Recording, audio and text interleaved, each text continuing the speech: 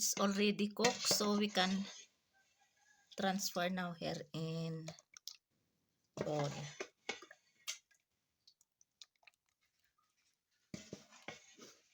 Ayan.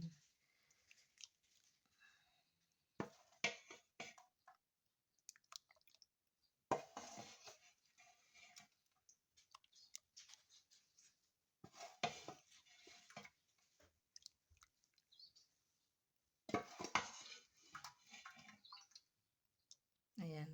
Ito yung syrup niya.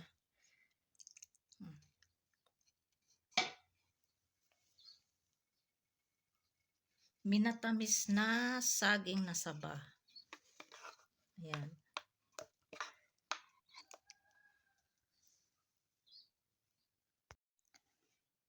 Magluluto ako ngayon ng minatamis na saba. Ayan, 7 pieces ito. Ni-slice ko ng ganito. Kaya buksan na natin ang ang stove. Ayan. Naglagay na din ako ng tubig dito ng 2.5 glass na water.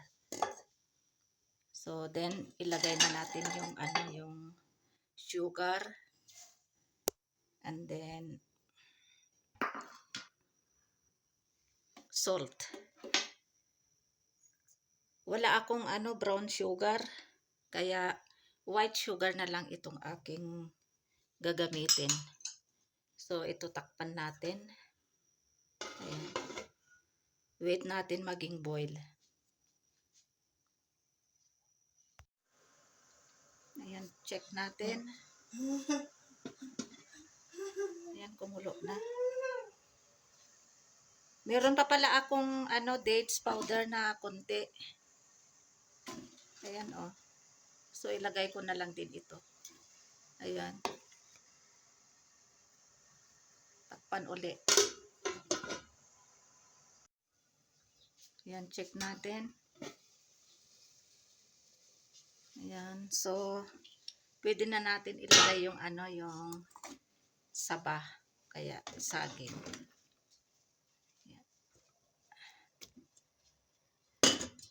And then lagyan din natin ng vanilla syrup or extract kunti. Then haluin natin.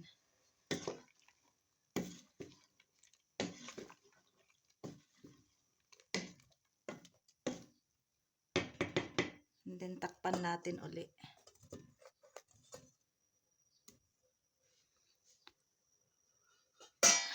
Takpan natin.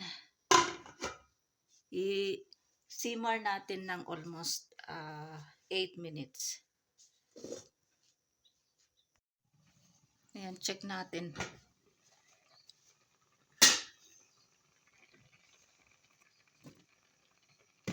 Haluin natin. Dapat yung niya, yung syrup niya, yung liquid ay sticky, hindi pa sticky, oh. Yung thick, yung very thick. Hindi naman masyado thick, pero dapat yung parang syrup na pwede ng pang gravy nito. So ilaga muna natin, simmer natin uli. Nagluto pala ako ng fried na banana nung 2 days ago. Ay nung Sunday nagprito ako, tapos ito naman minatamis. Tapos meron pa doon natira na 7 pieces. Magluto din ako ng chicken pochero. Lagyan ko din ng 2 pieces siguro. So meron pang 5 na natira. So yung 5 siguro i-boil ko na lang, ilaga ko. Ayan. Takpan natin uli.